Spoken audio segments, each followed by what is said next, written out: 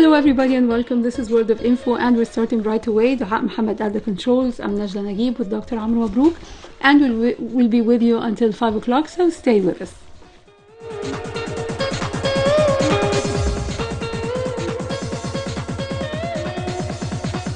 And today we have our distinguished guest, Gala, الحديدي, opera singer, Mezzo Soprano, right? Yes. Well, it's a great pleasure and honor, and thank you very much, Gala, for coming to our program in this beautiful afternoon in Cairo. The weather is beautiful, right? Thank you very much, Dr. Amr, for inviting me. And you arrived safely, alhamdulillah, to the Maspero in a very short time, relatively short time. The traffic was today good to both of us, right? Yes, it was merciful. Yes. And today is the opera day, the opera afternoon day, and today we're proud to have with us Gala al-Hadidi. She is a Renaissance lady, a lady who has a relation not only with music but with culture, a graduate from the German school in Cairo, and an opera singer, yet she is a graduate from the American University with a degree in arts, and a bachelor degree of arts in English literature, and a master's degree in English comparative literature, and another master from Yale in music, and living in Germany most of the time, acting as a solist over there with a very busy schedule and programs. Almost every other day she has an opera to sing in. Today we are very happy and very proud to have an Egyptian, pure Egyptian. Yes. Because sometimes people think that Gala is half German, half Egyptian or whatever. No, she is a pure Egyptian-made young lady who is going to talk to us about her trip and her life as an opera singer. Thank you very much for coming. Thank you for inviting me. What a lovely afternoon and what lovely company. It's a great pleasure. And we'll have a break to listen to Gala al-Hadidi in one of her performances.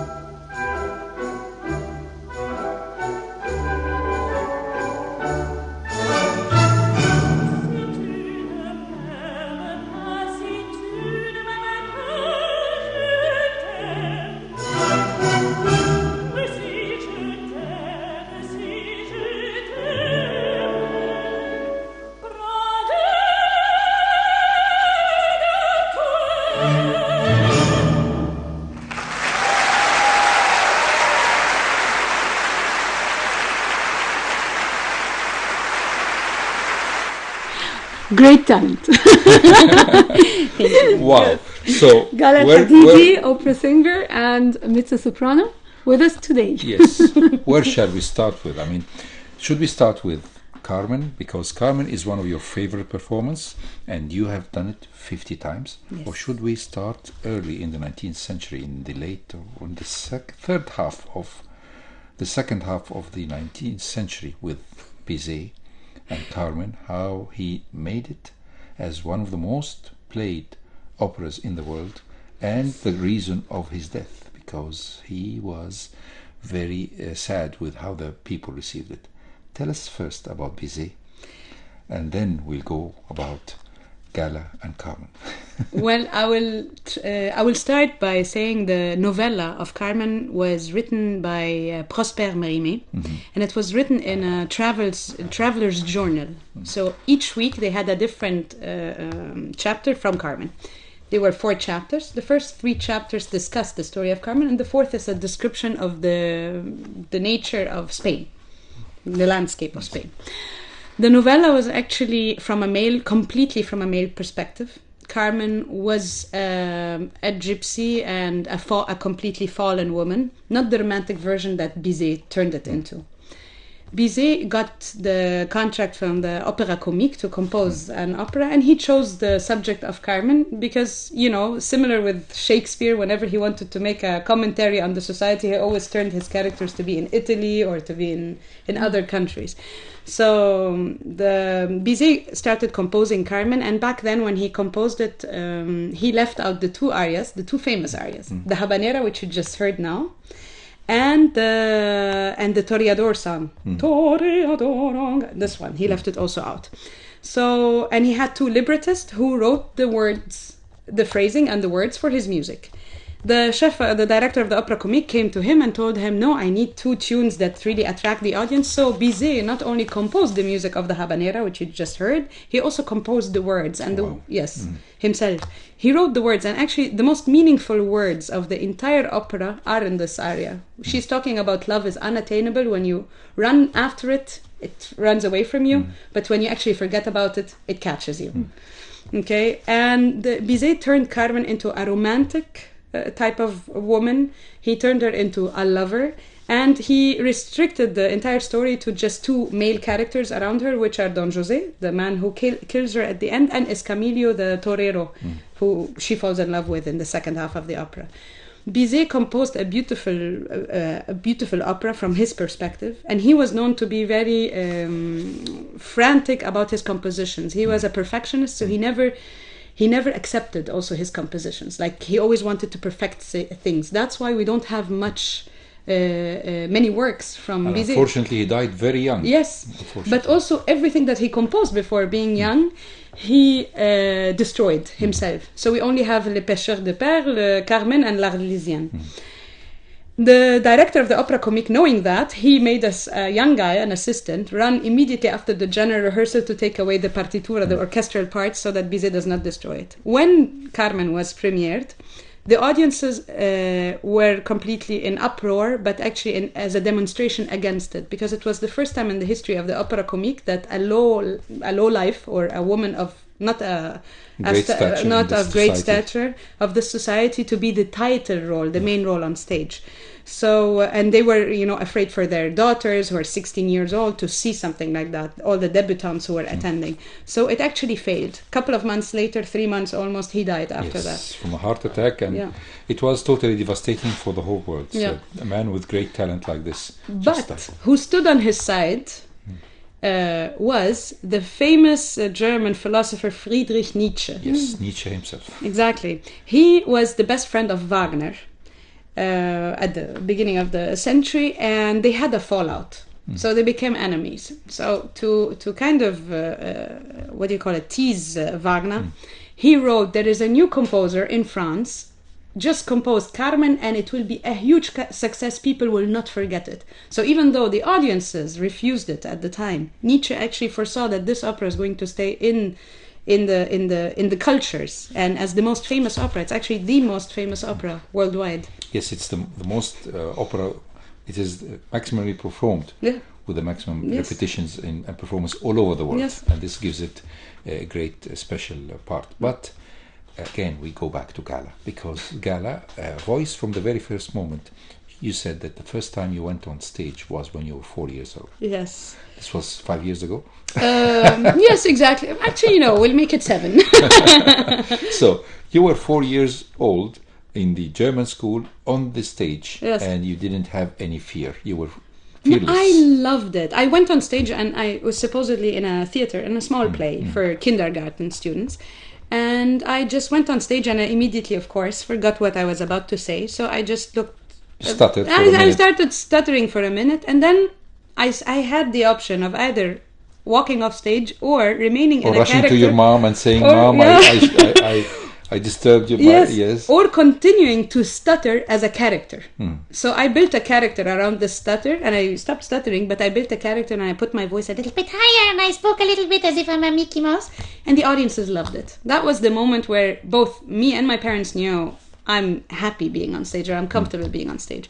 Singing, my parents always knew that I can imitate tunes really well, thanks to my mother and thanks to the radio station we're on now. Yes, because your mom has read a report saying that if you want your child to love music, put some music near your belly. Embryo. Yes, when the child is inside you, and as the embryo listens to music, and the fetus listens to music, he or she will become a fan of music, and this is what actually happened, right? Yes, my mom actually turned the radio every night. She wanted to fall asleep herself, so she put headphones with برنامج الأوروبي, this program, the European program, on her belly, and at night the European program switched to classical music. That's also the reason why my entire being is all about Western music, because really what I heard as an embryo, as a fetus, was Western music altogether. That's really lovely and very interesting to hear. So there you are, the 4-year-old Gala Hadidi, and then as in school everybody was noticing her voice, but there was a great man who had his daughters in the school, and he noticed the voice of this beautiful young child. Tell us about this man and how you crisscrossed your lives until very recently with the last recording. His name is Dr. Fawzi Ishami. He used to be one of the professors at the Cairo Conservatory. And he himself a musician. He used to be at the Opera House. His daughters were with me in the German school, but not the same grades. And he happened to have heard me in one of the concerts of the school. And back then, the German school was really interested in developing me musically. So I already started singing arias while being in school, because I had a developed voice already. And he heard me, and the conservatory as well as the opera house were looking for a mezzo soprano, and he promoted me. So he told them, no, you have to take her, you have to listen to her. So he jump-started my career, that people at the Cairo Opera House and in the Cairo classical scene know that there is Gala el-Hadidi, and that she's a mezzo soprano, and so on. And then we kind of didn't stay much in contact. After my school, I got immediately hired by the Cairo Opera House to become a principal soloist. But of course, I was 18 years old, and I kept my career going until I left Egypt. 2 years ago, I was at the Cairo airport traveling back to Germany and looking like a person who's 2 a.m. about to take a flight, not necessarily artistically beautiful. And he recognized me. He was like, "Oh my God, this is you." And then I told him, he wasn't that informed about it, but I told him, "I owe you my entire life. I have an international career and I sing this and I do that." And then I told him, "Anytime you need a singer, let me know." And he thought I was kidding. A couple of months later, he decided to give it a try. So he called me and he was like, "I have, since 2006, he established an orchestra called the Arab Youth Philharmonic Orchestra, which is 60 to 80 musicians from around the Arab world, but playing classical music." And he had a concert coming up at the Concerthaus Berlin, and he wanted to have a soloist. And of course, what better way than to have an Egyptian soloist, since the founder of the orchestra is Egyptian himself. And he called me, and that's it. It came to the point that I went to Berlin on my own account, and as I promised him, and I sang with the Arab Youth Philharmonic Orchestra, and that's the recording you heard, which was Carmen. And as you've seen, they played beautifully. Some of them are like me; they're also residing in Europe with international careers. Some are still starting. Some might end up leaving music after a couple of years and becoming doctors or physicians or engineers. But at least at this point, they get professional training. They're in conservatories, and they're in a sort of internationally recognized orchestra. So this leaves us on a very important step. He was one of the very first people, professional people who found out that you have a rare voice, yes. Mezzo soprano, because we always know that soprano is the most common voice in ladies. Mezzo soprano is different, yes. and it has its own roles. And there is, of course, the alto, which is the thickest of them all.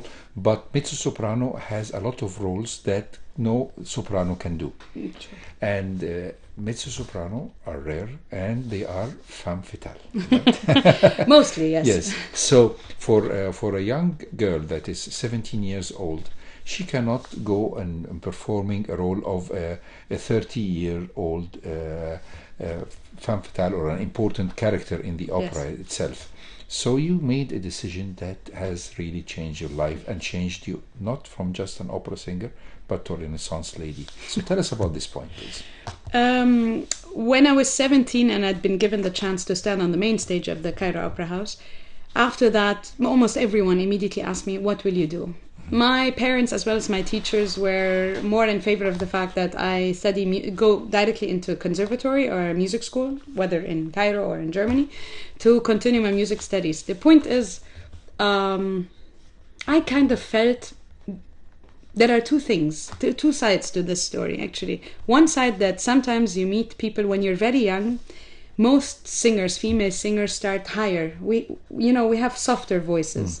The point is, I always had a very dark voice. So people I don't like the word dark. I think it's it's actually more mature. That's all. Mature. Yeah, yes, it's mature. No, but I mean dark not in the sense of negativity, but in the sense of coloring. The coloring is a nuance, a certain tendency towards that. That's why I sing Carmen a lot. So let's say some shade of grey. Some shade of grey, exactly.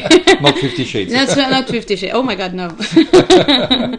But so I knew that sometimes when you meet, if you ever as a young musician meet the wrong teacher, and thank God my first teacher is Subhi Bdir, tenor Subhi Bdir, and he was also one of the few people who insisted that I'm a mezzo soprano. Many people who heard me while being young always said, no, she just now doesn't know her technique, she will be a soprano. Because you can't differentiate between both when you're very young. Yes, definitely. Okay, but Subhi actually said, no, she's a mezzo soprano and you will sing Dalila, Carmen and Amneris. He said that when he met me the first time and I was 15. Okay.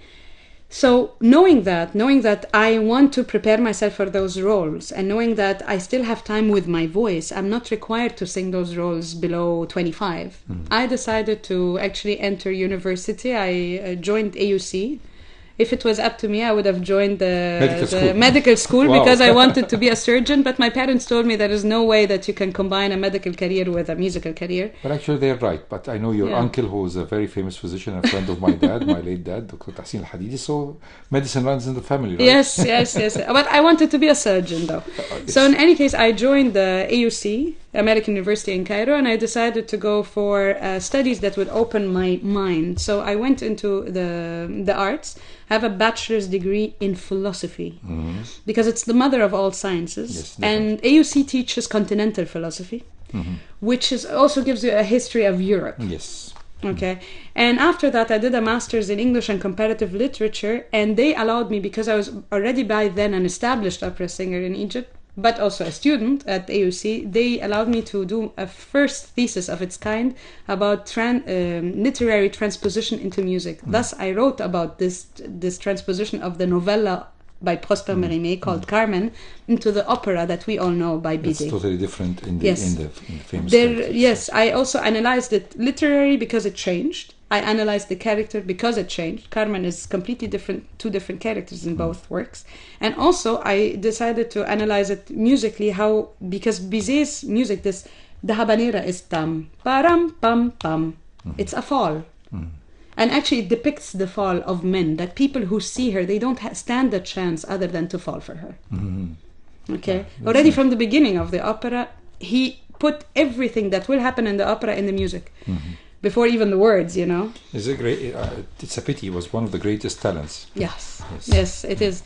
So I decided to really prepare myself literary wise and also on historical, so that when I approach those roles, even if I'm still not mature 100% vocally, I still have something to back it up, which is an understanding of those roles, a study of those roles. So that's why I did that. It's an unconventional way, but since I'm a mezzo-soprano, I could do it. Yeah. So then we go to an important stage. Yes. Yale. Oh. This is quite difficult because Yale University, and especially the School of Music in Yale, is almost impossible to find a chance. And I know that for sure. And you're laughing because we'll not tell our listeners why it is impossible, but you were able to get it. How was that possible?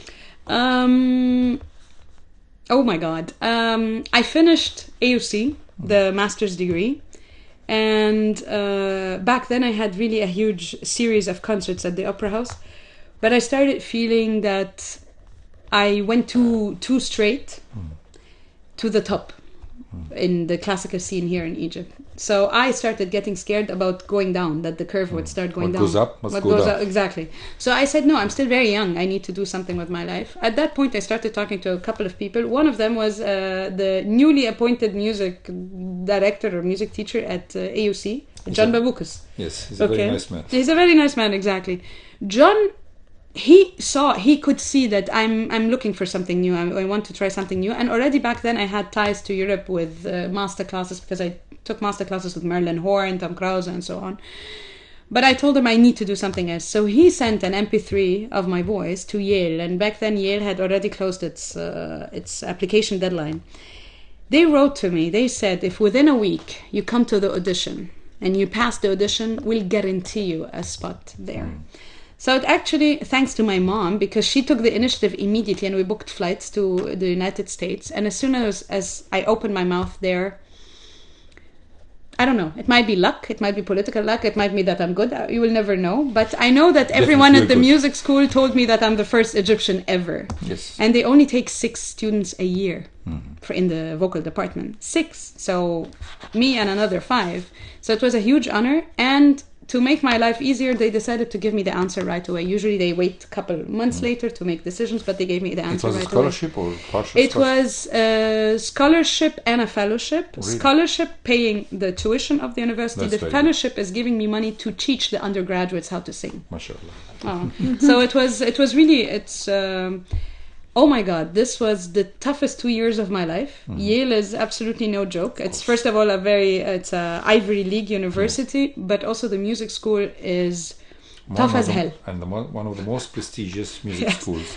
Tough in the world. as This hell. is very well known Yeah. about it. Tough as hell, and to my surprise, you always stand the risk of getting kicked out of it. 2 of the students with me got kicked out of it. They need you to be on top of your game all the time, and I don't mean only vocally.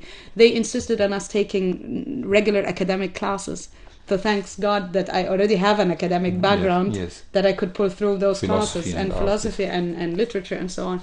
And it was really intense, but because of that and because of their connections, many opera houses come and listen to you. And that's how my next 10 years developed, which is that Germany, the Dresden Opera House, it's called famous as Semper Oper, they heard me there. And they kept in touch because they had so many mezzo-sopranos, which is rare. They had 8, which doesn't happen. Yeah, but of all ages, like 50 and 60-year-old singers who are mezzo-sopranos. And the director called me. He said, I liked you. You're a stage person. I want to have you. And he offered me immediately Hänsel and Gretel, to be Hänsel in a German opera. So that was actually a huge thing. To sing German in a German opera is, you know, it doesn't get any better, actually. You know. And that's why I moved to, after Yale immediately. Like, I went to the graduation party. The next day I was flying to Switzerland for a concert, and then I started my career in Europe. So we'll have to take a break, and we'll have to talk about Gala in Germany. Oh my God. Yes, so back again, word of info with Gala الحديدي, opera singer, mezzo-soprano, and Dr. Amr Mabrouk, professor of plastic surgery at Ain Shams University.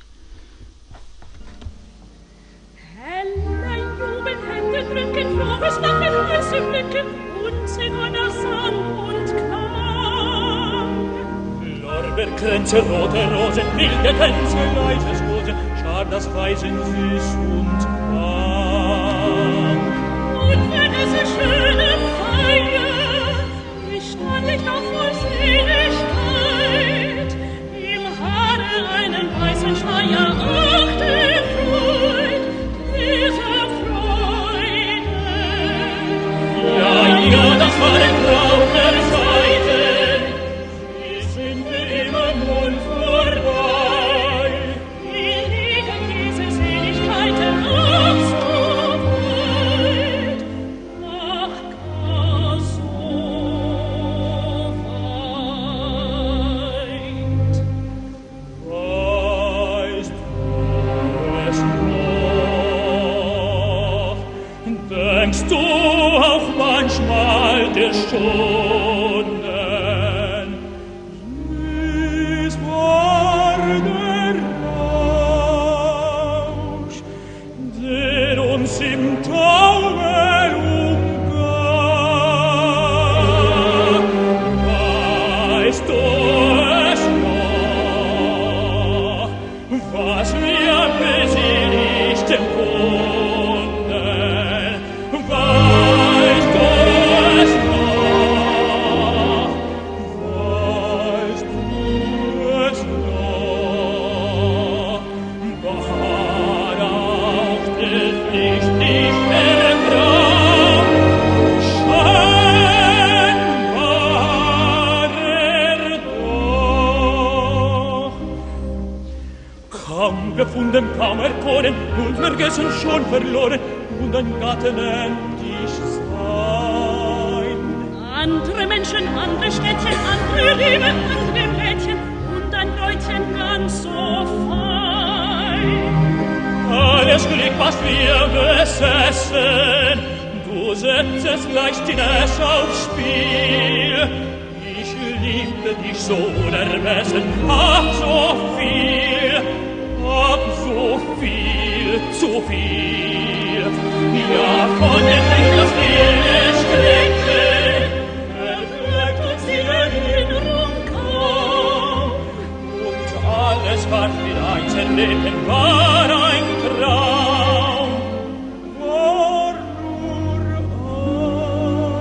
ein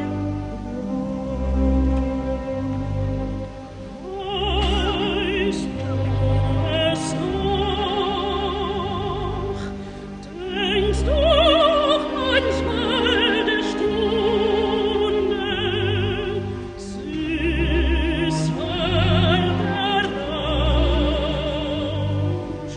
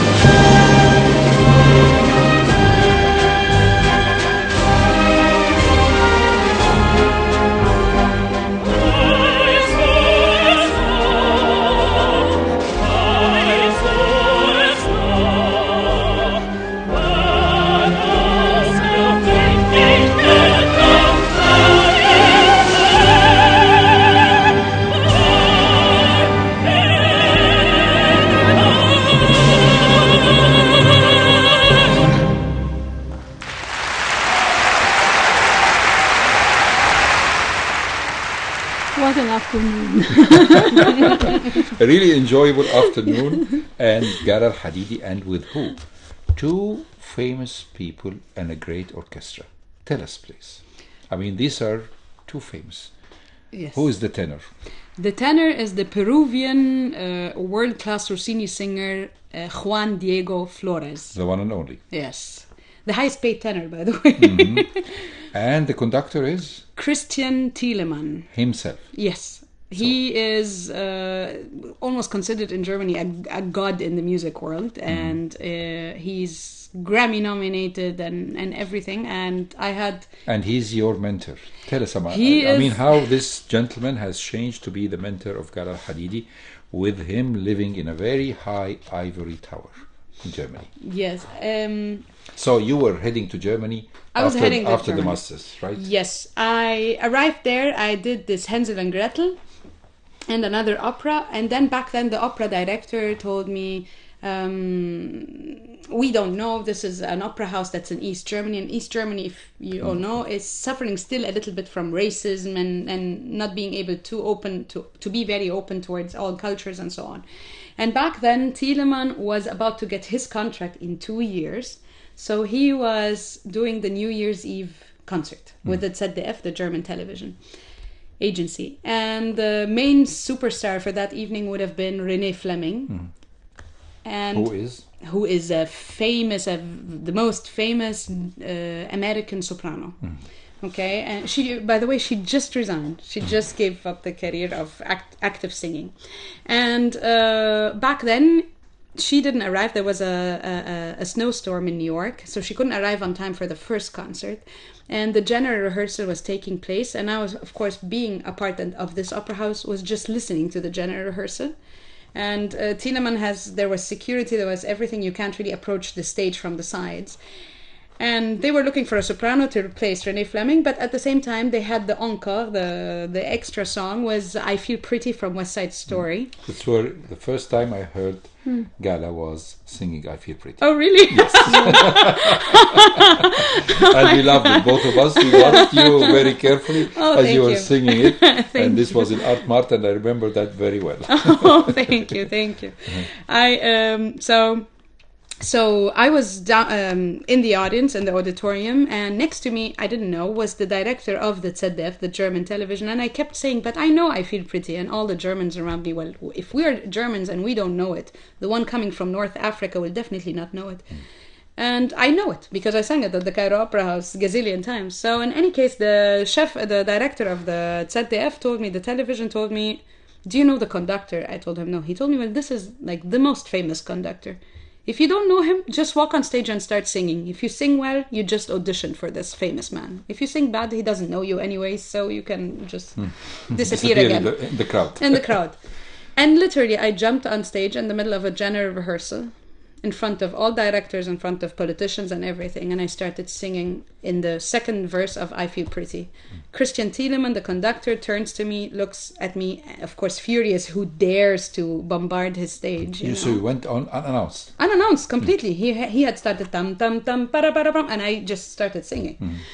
And he looked at me, he noticed that I know it by heart, that my English is good, that I know it. Perfect. And yes, and that I'm following him musically. He started to do some musical tricks to see if I'm really following him.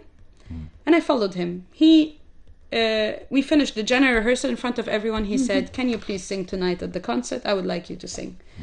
The funny part is, Renée Fleming came and she joined the concert. She joined people in the auditorium because she was too late. So she was actually watching me from downstairs, watching me sing her stuff. And the next day I got a 5-year contract at this opera house, the Semper Oper, because of Christian Thielemann. And then I appeared with him a couple of times in CDs and the Berlin Philharmonic and so on. So what happened with Renée? Did she sang the second concert. Did she tell you anything? She told me it's amazing. Really? Yes. So she was extremely nice. Yes. She is really a lovely person. She has a biography of her own. Her biography had a lot of people who stood against her when she was young, who told her, you can't sing, no, you can't do that. So she has a huge appreciation for situations like that. Like she understood that I jumped in to sing that. And no, she's a superstar. She wouldn't care about that, but she was very, very welcoming, and it was an amazing honor to sing, seeing her right in front of me, I was kind of going like, "Ooh, she should be singing on stage. What should I do?" But she was very encouraging and she was very nice.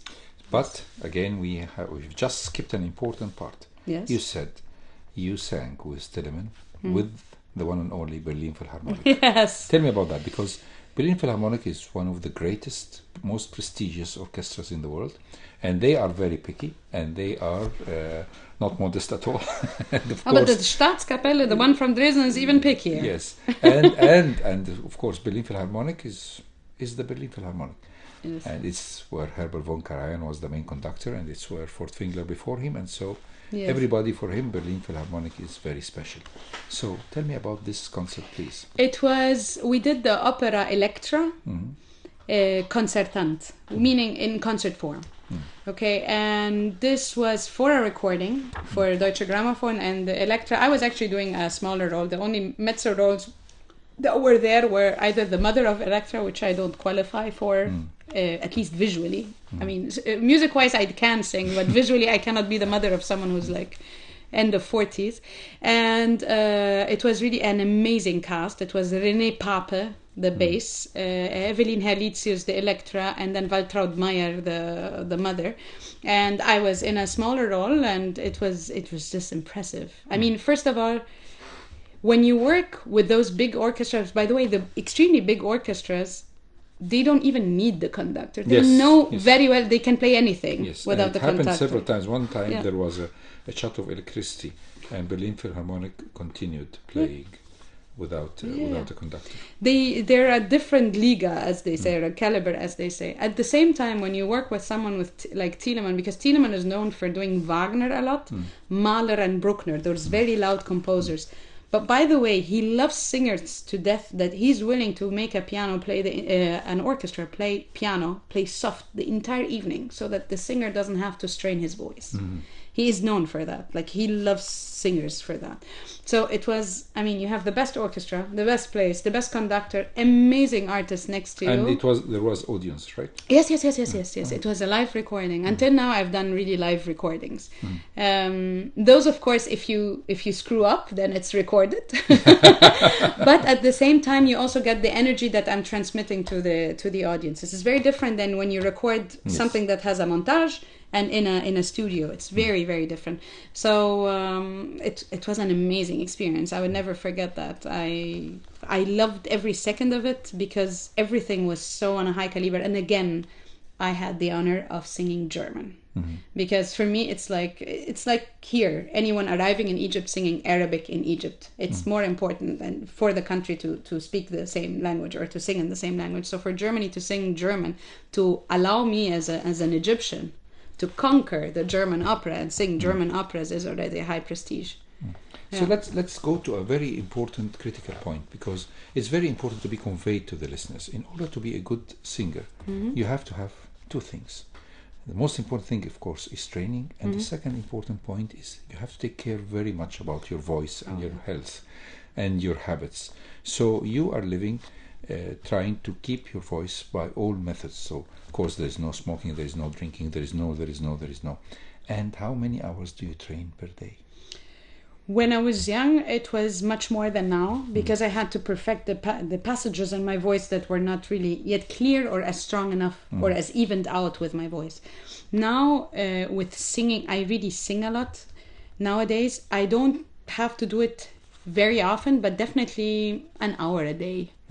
Or at least an hour a day where I sing something like arias or so on, or perfect certain parts that I still don't know well and so on, or 20 to 30 minutes of just warming up my voice to make sure that everything, like a car, that it's everything functioning and it needs its oiling and so on. But when I used to be younger, I used to sing more. When I used to be studying more, I used to sing or train more on a daily basis. But back then I didn't also sing as many concerts and performances as I do now. So all over the world, the singer has to have training every day at least. 30 minutes or 40 minutes, right? Sometimes we have, actually the best times after which we sing much better is sometimes when we have a break. Like when we have 2 weeks off where we maybe go with our parents to North Coast or somewhere. Sometimes you come back and you're actually more relaxed and you can sing better. Because also it's a mindset. You have to imagine that people I know that many audiences see the end product. The end product of an artist looks nice. We're well dressed, well groomed, most of the time in a good mood, and so on. But actually, it's hard work before that. It's hours of hard work. It's an athlete's life, 100%. I even for injuries, by the way, I take the same medicine as athletes that work on ligaments, that really heal faster than usual, and so on. So it's an athlete's life. We also have to be sportive. We can't really, like what I do on a daily basis, even if I don't sing, is breathing exercises and really massive breathing exercises to keep my lung in the same form, to keep the muscles around the diaphragm working in the same way. Because that's what singing is. To sing well is to breathe well. You know. So and, I will tell you a story about that. Not only singers, but I remember a story that one of my professors told me, Professor Rada Mustafa, about the great Quran recitals. That is Sheikh Muhammad Sadiq al-Manshawi, and he was living next to him. So every day he would train himself and read some verses of the Quran. And when he is doing this, it's doing this only for himself. So there goes Dr. Rada when he was quite young, sit below the window of the famous Sheikh and to listen in very glorious moments. He will be the only listener. The Sheikh even doesn't know that he's there, and the Sheikh is reciting the beautiful verses of the Quran. So this gives you an idea of that people are training all the day, right? But those sheikhs, really, that's the same. Actually, it's the same training as we do as opera singers, because they have a huge amounts of breath. Yes. They need to sustain a lot, and their lines go sometimes endlessly for me, and they have to produce a beautiful line. So actually, the recitation of a Quran is exactly the same direction as opera that's singing. why I brought this subject, because they are very. And their voices need to be trained very well, and they start quite early. It's hard work. These grand sheikhs, especially Manshawi, also had the emotions involved. So it is always said that when he was reciting the Quran, he is either coming from a tear or going to a tear. Well, exactly. Oh my God! And they have to perfect the language. Yes. They have to be really to make sure that their listeners hear every word. Yeah. So when we go back to the opera, because when you are, in order to exercise, in order to sing an opera tunes, and of course to transfer this without a microphone, usually some of articulations of the words are not clear for the listeners, except they are very much familiar with that. So how come you can have this combination? How can you articulate without articulation? To be honest, for me, it depends also on which repertoire. To be very honest, for example, the Germans, when they hear Wagner, the audiences really know every word of the libretto of what we're singing. Okay, but because Wagner's lines are very, very long, so sometimes if someone really doesn't know the words, he might lose where the ending of a word is and the beginning of the next one. The Italian language is, of course, the most adapted language to opera singing, because it's the bel canto, it's this beautiful singing. So the Italian, for example, it started with the Italians, this idea of bel canto, which is singing beautifully. That the singing has to be beautiful, so of course don't cut the lines by too many accentuations of the words. However, if you're doing an opera that's as famous as Carmen, and I have an orchestra in the Habanera, which is the first song that you heard, it's only doing pa, pa, pa, pa, pa underneath me. I can't really cheat an audience into singing beautifully without making them hear the words. They have to hear the words, because it's the most important thing. I don't have a large orchestra underneath me. I'm not singing against a very loud sound against me. So I try to articulate as much as I can. And usually, as part of our training, we go to coaches before performances, and usually good coaches really focus on you articulating very well, because chances are people can hear what you're saying. Chances are really people can hear what you're saying, and usually you would involve an audience more when you can articulate well, because I know it's the voice, but come to think of it, it's a live performance. If you want to hear perfection, go to a CD. It's montage and everything, it's perfect. But if you hear a live performance, I have to engage you not only with my beautiful voice, I have to articulate well, to give you the story, to deliver the story, what's happening in the performance, and to deliver the emotions and so on. So articulation and language is really important, but we speak differently, by the way. if I may say something. The French, for example, when we speak normal French, it's R. The R is R. But when you go on a traditional opera stage, it's a rolled R, is R. L'amour, not l'amour. Because l'amour doesn't carry to the end of the stage, people to the end of the auditorium. People won't hear, understand. So there are different traditions also of how to articulate. It's all with the trick of the breathing, the over breathing, and the expiration. The expiration has to be very long in order to make such a long verse pronounced and heard and give the impact. This is quite difficult. But it's similar, especially, thank you for mentioning the Quran, because it's similar to the Quran. If you see in the Quran, the Sheikh uses the vowels. U, I, A, E. The same with opera. Those are actually our chances to produce a beautiful sound. But then the consonants have to come at one point so that people understand that this is this word, not the other word. Yes. Yeah. So it's very similar. Actually, most people who use their voices concentrate on building the breath and the sound for the vowels. A, O, I, O, U. Okay, and then the deviations to each language, A, and so on. And then they end with the consonants, but also how you put the consonants, because they vary a little. Not everyone who speaks German can sing German well, or speaks for example, English is one of the most difficult languages, by the way, to articulate in opera. Yes, definitely. The most difficult.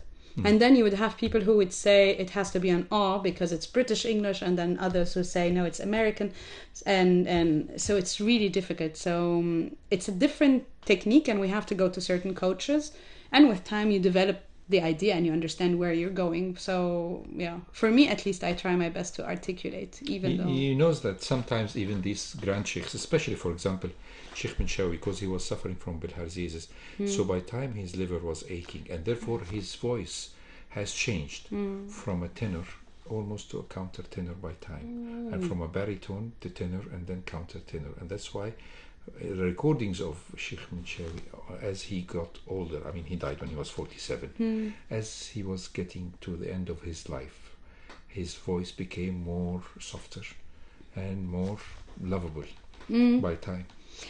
Voice changes, and the voice this also, is what I wanted to bring with you.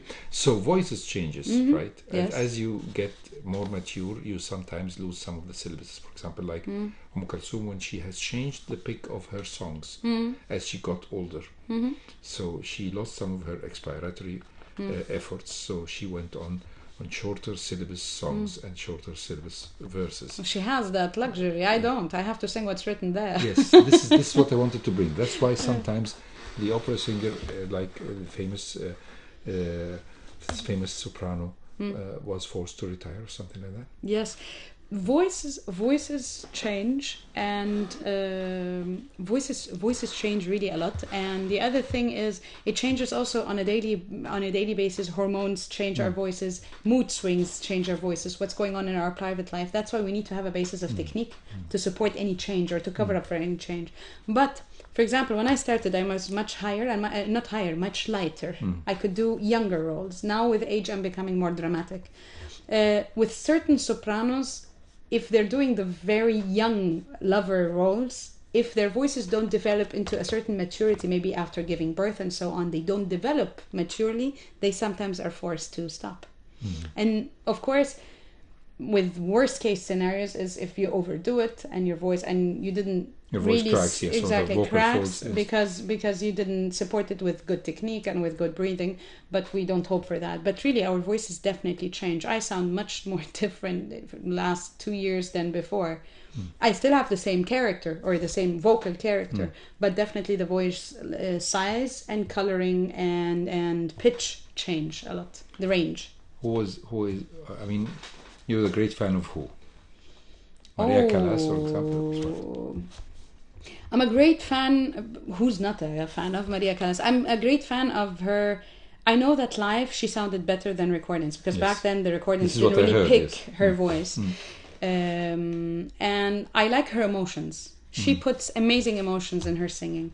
That's what everyone said about her critiques, is that she put a lot of emotions in every word that she was singing. Yes, she was really in the roles. You know, she lived her life on stage, as you said. And I like from the females, I also like Merlin Horn. I like the color of her voice very much.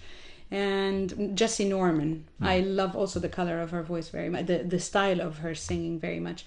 From the males, actually, I will start with the two Egyptian males that I love very, very much. Actually, three, which is Subhi Bdir, Tanner Subhi Bdir, and Tanner Hassan Kami, and Rida Al-Wakil, the bass baritone Rida Al-Wakil.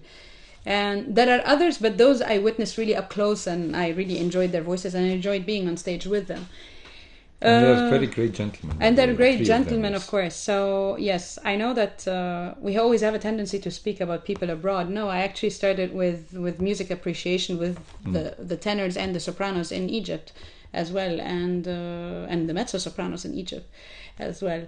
I don't know. To be honest, I like whoever gives me the feeling that he was generous enough and gave me something of his soul in a live performance. I like live performances more than CDs because I like myself to give something to the audiences. So thus, when I'm the audience, I like to take something with me home and remember a beautiful evening. So if someone sings from the heart, that's the most important thing. So the three great tenors, which one is your favorite?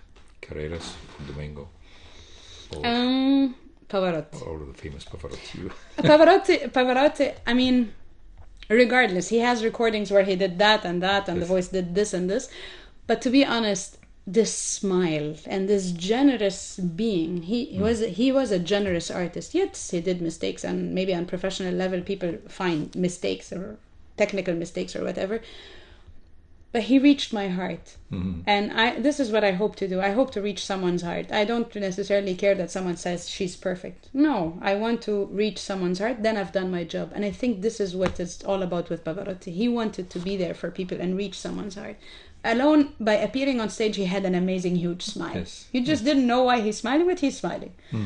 And that opens doors. So him, actually, the most. And after that, Carreras. Carreras. I believe Carreras, especially the tragedy of his life by being ill in such a young age, and of course losing part of the power of his voice, yet Carreras also was able to convey. The softness was always transmitted in his voice. The man who's now making the biggest career is Domingo, but Domingo is a very good businessman. He's also a great singer, but a very good businessman, and now he turned into conducting, and he turned into baritone. Yes. So he's keeping, but he's alive. Nobody knows what Pavarotti would have done if he'd been still alive. And but you know that the three tenors changed our life a little bit. Yes. Because they made opera a little bit accessible, and they had this three tenors and friends, and opera and friends. So they started including Sting and other pop singers into their programs. Yes, they were the best promotion of the opera all over the world. They introduced opera to a lot of people. It introduced opera on one side, but it also changed a little bit the now people sometimes expect from opera singers to be more pop and so on. Which I don't find wrong, actually. I find that's why I'm telling you again, I repeat again, that sing from the heart, no matter what you're singing, if it's opera, if it's Arabic music, if it's pop. If you sing from the heart, you will reach an audience. Did you try to sing pop or Arabic? I can't sing Western. I have I can sing gospel. I'm a belter. If I would turn into musical, I'm a belter, mezzo soprano, like, hey, stuff like that. You know? Yes. Or Whitney Houston style, that I can do. But Whitney was more like a soprano. What do you think? Who? Whitney? No, Whitney was a mezzo. Really? Mariah Carey is a soprano. Yes. Yes. Whitney would have been... Whitney's an amazing voice. God bless her soul. I mean, may she rest in peace. Very, very, very bad career, unfortunately. Very bad life. But actually... Everyone has something special. They just need to find it. And the most important thing is to sing from the heart. The Arabic, I don't know. I would love to bring back the tradition of Aghani Wataniya. I listened to you singing Biladi Biladi in the German embassy last week. And it was fascinating and impressive. And it came from the soul and from the heart. Yes. And this was lovely. Because you have delivered in a lot of emotions. Yes. Well, I am actually proud, and a proud Egyptian. I sometimes am sad that people think I'm not Egyptian or they're mistaking me for someone else or something. But I'm a proud Egyptian, and I feel my country needs me now more than ever. Yes. So I take huge pride in singing Bledi Bledi anywhere, because even, by the way, I was recently invited to something else where I wasn't an artist. I was just invited as a regular person, and the music of Bledi Bledi started. No one sang, and I decided to sing along with it, because Europeans and Americans, whenever their national anthems play, they sing along. Yes, we have to teach our children this pride. Yes, really, we're missing this point very much. I totally agree with you. Yeah.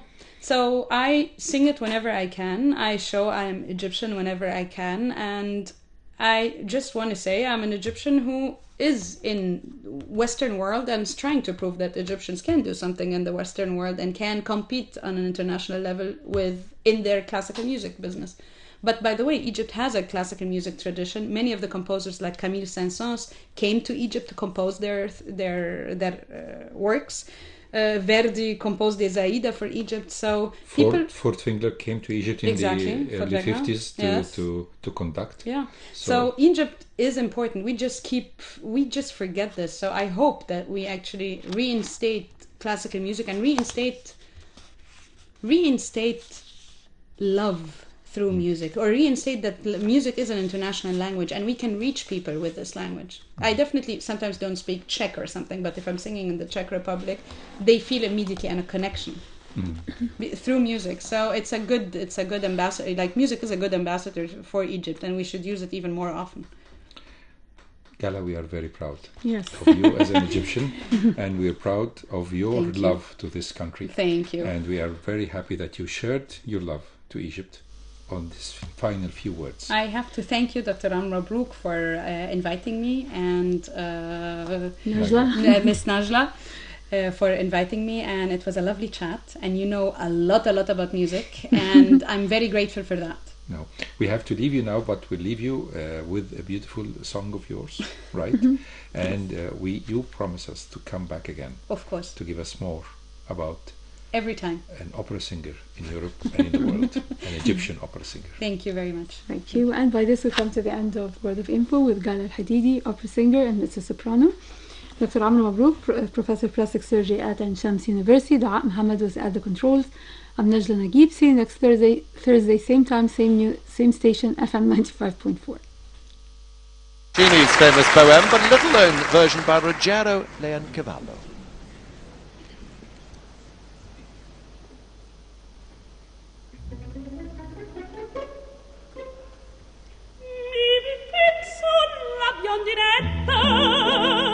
Che corteggiar ciascuno vuol, la biondinetta,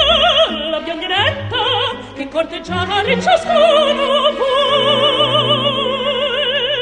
Un gonnellino, una cuffietta, un gonnellino, una cuffietta, la deriretta, possiede sole, ma con l'audacia la mallesta, spesso più del bel garzon, ma sono cresta, e si pennan sulla testa, la cuffiettini mi pinzon, non deriretta, e si penna la cuffiettini mi pinzon.